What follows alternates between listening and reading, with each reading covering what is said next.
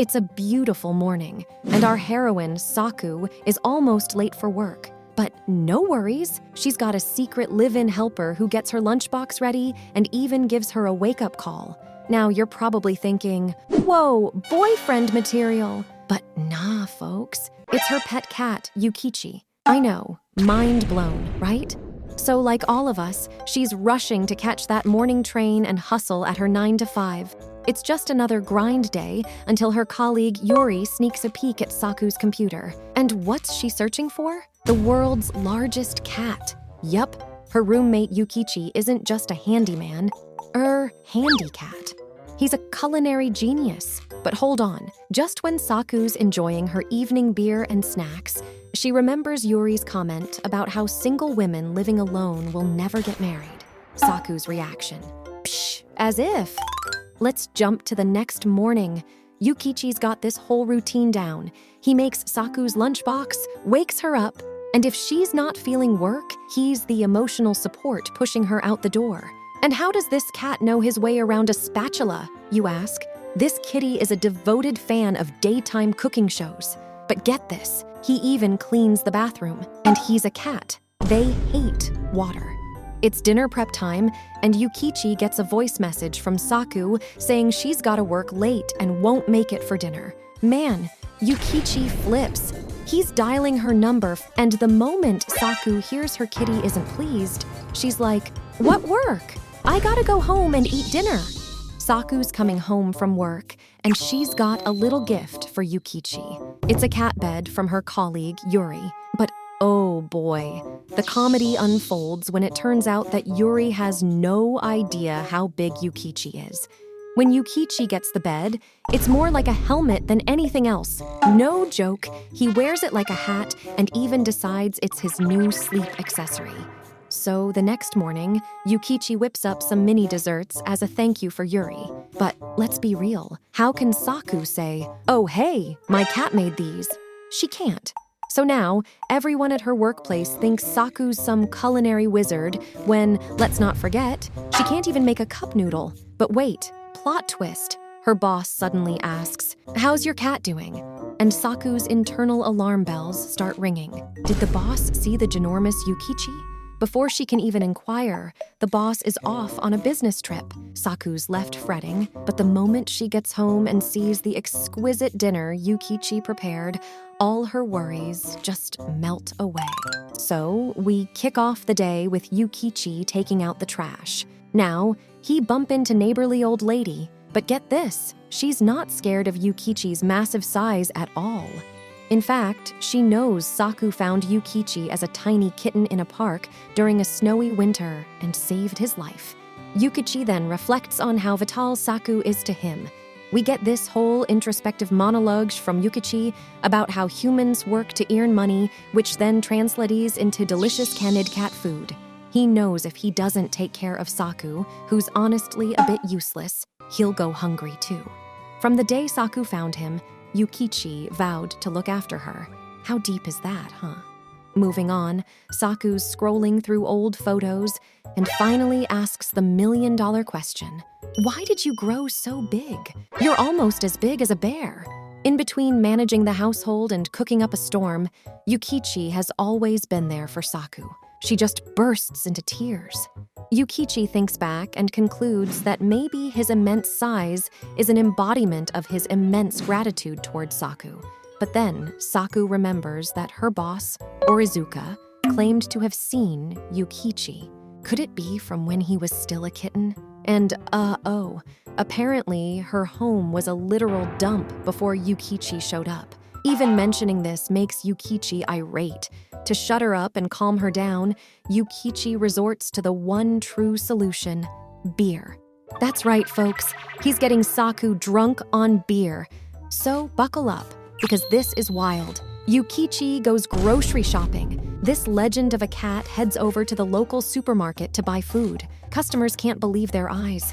They think they're hallucinating or something.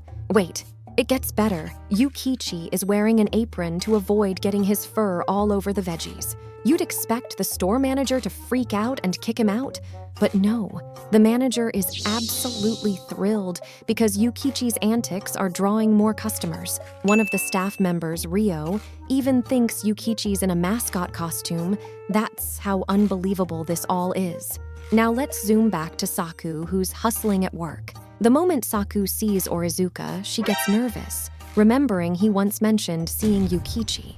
Well, they end up in the same elevator, and Onizuka not only praises Saku's recent work performance, but also suggests she seems more energetic since getting a cat. Hold up!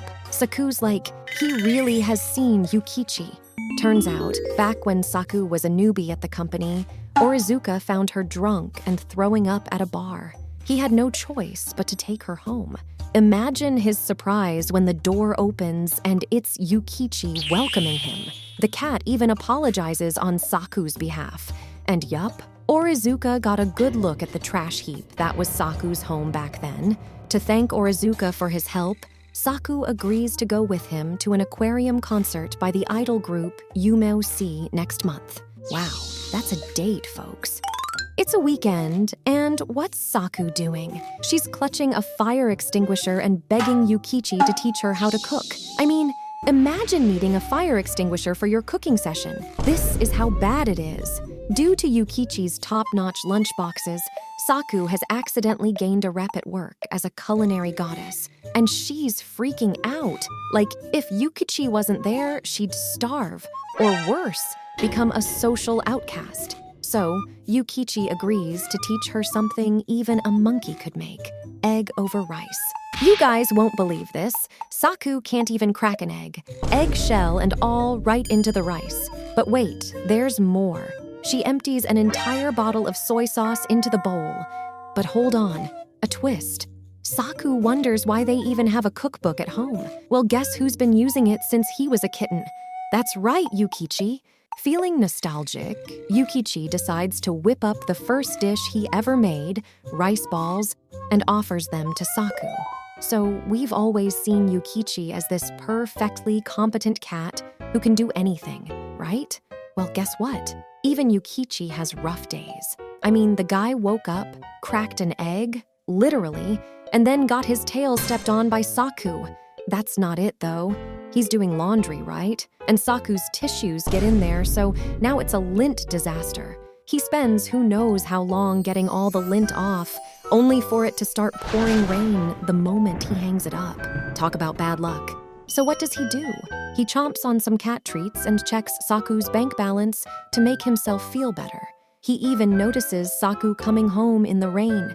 And being the awesome cat he is, he's got dinner and beer ready for her. Their life is just something else. Next morning, Yukichi wakes up and senses something's off with Saku. Quick as a flash, he takes her temperature, and yep, she's got a cold. He literally drags her to bed to rest. Saku's all like, "I've got so much work," but then she sneezes and shivers. It's like nature is telling her to take a break. So she calls up Onizuka, her boss, and takes a half day off. Oh, she keeps calling Yukichi's name as she's falling asleep. So what does Yukichi do? He snuggles right beside her. When Saku wakes up, she realizes Yukichi is her living, breathing pillow. Oh my god, how sweet is that? Today, Saku is supposed to go to the aquarium with her boss, Onizuka, and Yukichi is all up in the morning like a furry alarm clock, waking her up. Saku says it's a work thing, but Yukichi thinks it's more like a date. To make things special, he even cooks sekihan, a traditional Japanese dish. Now, Saku realizes she has zero decent casual wear. She digs up this old dress she bought years ago. But wait for it, she can't fit into it anymore. Just when you think she's doomed, Yukichi swoops in like the fairy godcat he is and tailors the dress to fit her perfectly. I mean, is there anything this cat can't do? So, they get to the meeting place, and guess what? Onizuka shows up with a lil kiddo named Yume, who's his niece. Her grandparents are busy today, so guess who's babysitting? Uncle Onizuka. But since Saku is the ever-helpful human that she is, she takes over the Yume duty for the day. So they're at the aquarium, and Yume is all excited to show off her fave cat backpack. But hold the phone. Saku spots Yukichi secretly following them around. I mean, what is this cat even up to? The second Yume sees Yukichi, she's fallen head over heels for Yukichi. And just before Orizuka returns, our sneaky Yukichi makes a dash for it. So, the main event of the day arrives. Yumusi, an idol group, is about to perform. But wait a minute. Yukichi didn't come here for Saku or Yume. He's here for the idol concert. The little fluff ball even has glow sticks. Can you believe it? Saku is so thrown off, she can't even concentrate on the music. And just when you think the day is winding down, Yume's got a new bag out of nowhere. You guessed it. Yukichi had packed them sandwiches. Our furry Gordon Ramsay, ladies and gents. They eat, they laugh, they explore the aquarium. What a day. But when they finally get home, there's Yukichi, sprawled on the floor, completely wiped out from his day of fan catting and sandwich making. All right, we're back to your typical day, but not so fast. Yukichi is out shopping for groceries, and here's where the story turns funny. The store manager is watching Yukichi and giggling like a schoolgirl. Why? 'Cause Yukichi is basically the feline version of a good luck charm, bringing in booming business to the store. And here's the zinger. When an employee named Rio jokes about putting up a now hiring, cats included sign, the manager actually does it. Could you imagine walking by and seeing that sign? People are cracking up. Cut to the weekend and Saku's at home, all tensed up from work. Who comes to the rescue? Yukichi, of course. The cat starts massaging Saku. But hold on, those claws are razor sharp. That's when Saku realizes the gloves Yukichi uses for housework aren't made for humans. Prepare to be blown away. Our boy Yukichi sewed them himself. So not only is he a homekeeper, a lucky charm, and a sandwich chef, but now he's a skilled tailor too. This cat could basically replace half of LinkedIn at this point.